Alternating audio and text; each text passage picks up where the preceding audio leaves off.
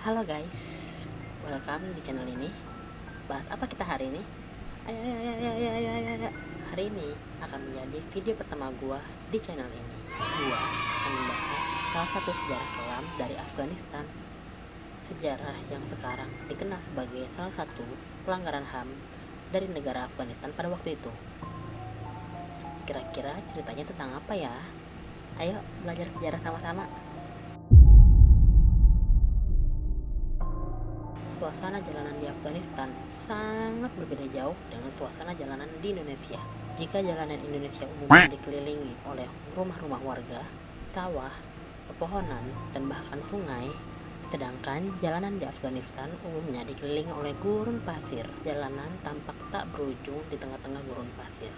Tetapi meskipun demikian, walaupun cuaca yang terik atau bahkan badai pasir yang mungkin jika kita bayangkan sudah cukup terasa ekstrim, namun justru yang warga Afghanistan takuti waktu itu bukanlah hal-hal tersebut, melainkan manusia, lebih tepatnya sekelompok manusia. Mereka adalah kelompok yang dikenali oleh warga sebagai Zardats Dogs. Siapakah mereka? Akan kita bahas setelah ini. Sebelum mulai membahas tentang Zardats Dogs, Gua akan menjelaskan dulu bagaimana keadaan Afghanistan pada tahun 1990 pada waktu itu. Afghanistan pada tahun tersebut memang sudah terlepas dari perang. Apakah damai? Sayang sekali, Afghanistan saat itu masih jauh sekali dari kata damai. Walaupun perang melawan Uni Soviet saat itu sudah usai, yang sebenarnya perangnya sudah selesai sejak tahun 1989. Tetapi seperti negara yang telah selesai berperang pada umumnya, bukan kemenangan yang akhirnya mereka raih, melainkan kehancuran dari negara mereka sendiri. Tak terhitung banyaknya warga rumah yang hancur. Entah berapa banyak jalanan yang akhirnya harus diperbaiki. Hal itu tentu mempengaruhi berkurangnya kualitas mobilisasi dalam negeri. Sekolah-sekolah pun runtuh sehingga tak dapat digunakan lagi. Tak hanya bangunan, warga Afghanistan juga kehilangan keluarga mereka. Bahkan mereka yang selamat pun masih harus mengungsi karena seperti yang sudah dibahas sebelumnya, rumah mereka hancur. Saat itu, Afghanistan dipimpin oleh pemimpin yang bernama Muhammad Najibullah. Muhammad Najibullah adalah pemimpin terakhir dari Afghanistan yang berasal dari Partai Komunis. Ya, sebelumnya Afghanistan adalah negara komunis. Pada masa kepemimpinannya, Afghanistan tengah dilanda perang besar antara pemerintah komunis melawan pasukan pemberontak yang disebut sebagai pasukan Mujahidin. Loadingnya lama. Afghanistan tengah dilanda perang besar antara pemerintah komunis melawan pasukan pemberontak yang disebut sebagai kelompok Mujahidin.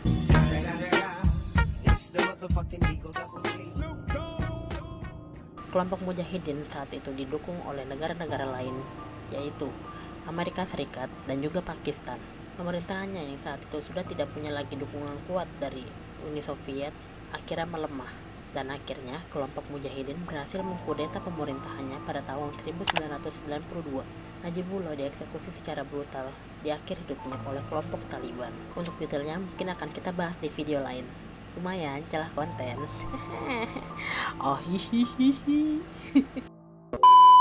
Kelompok Mujahidin yang sebelumnya bersatu untuk melawan Soviet serta mengkudeta kepemimpinan sebelumnya, mereka mungkin bersatu ketika mereka menghadapi satu musuh yang sama. Tetapi bagaimana ketika musuhnya berhasil dikalahkan?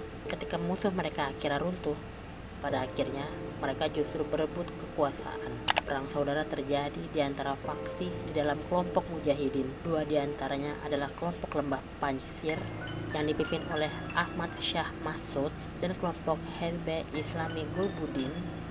Gue nggak tahu gimana spellingnya. Buat yang tahu silakan jelasin di bawah di komentar. Yang dipimpin oleh Gulbuddin Hekmatyar. Mereka semua terpecah menjadi kelompok-kelompok baru demi kepentingan mereka masing-masing.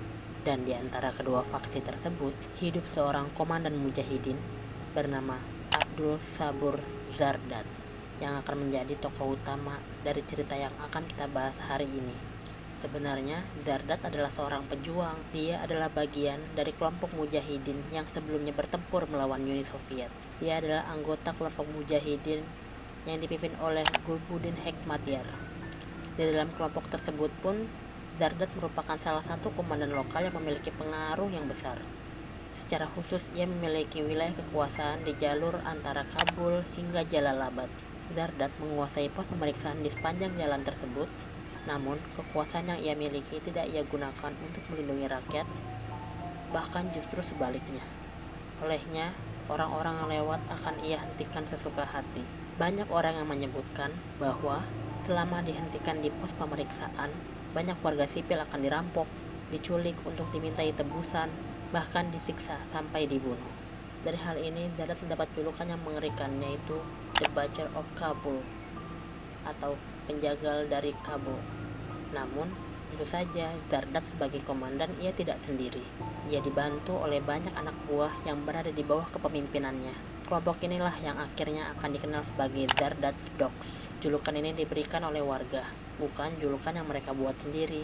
Warga memberi julukan ini karena mereka bertindak tanpa rasa kemanusiaan dan hanya menuruti perintah. Akibat dari keberadaan mereka, jalan yang harusnya menghubungkan kehidupan justru berubah menjadi tempat yang menakutkan. Banyak orang yang akhirnya kehilangan rasa aman dan hidup dalam ketakutan setiap hari.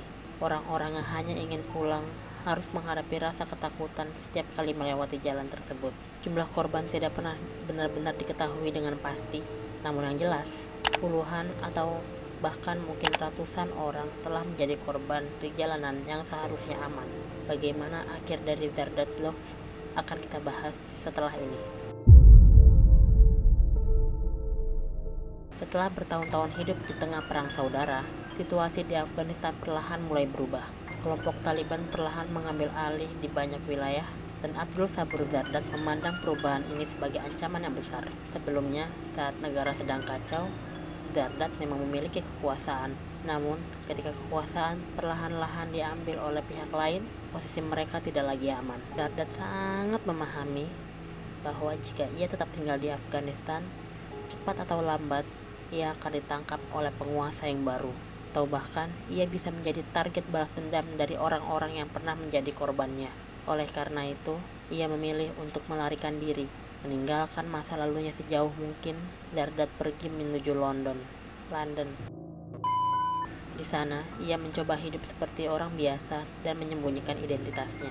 Begitulah orang jahat, pengecut. Namun, masa lalu tidak pernah benar-benar hilang. Walaupun ia jauh dari Afghanistan, kisah tentang kekejamannya tetap hidup. Para korban yang selamat satu persatu mulai berbicara. Kesaksian demi kesaksian terus muncul, dan nama Zardat kembali terdengar di seantero negeri.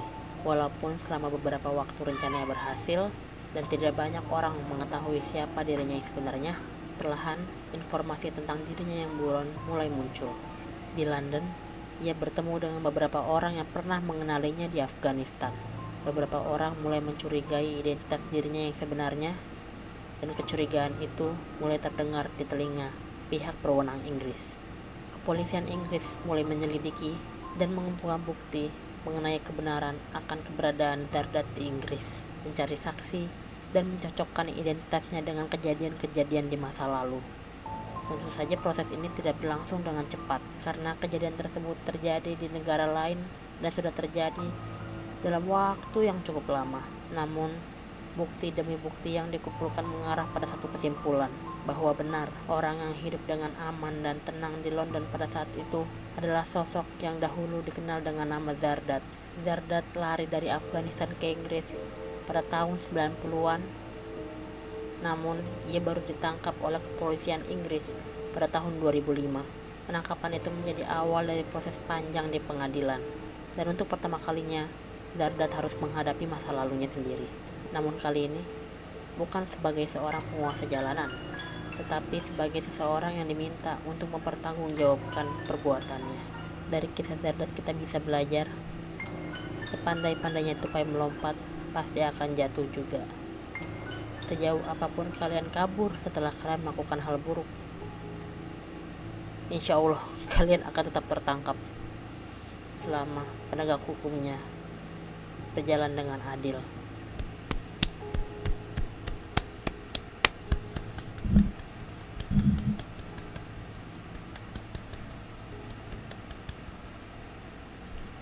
Oke, gimana cerita hari ini? Cerita termasuk cerita pertama gue sih. Seru nggak? Nextnya mungkin gue akan cerita tentang hal lain. Kalau misalnya kalian ada requestan atau ada cerita yang mau gue bahas, kalian komen aja di bawah. Dan jangan lupa like, komen, dan subscribe channel ini supaya gue makin semangat bikin video lain ke depannya. See you. Ahihihihihi.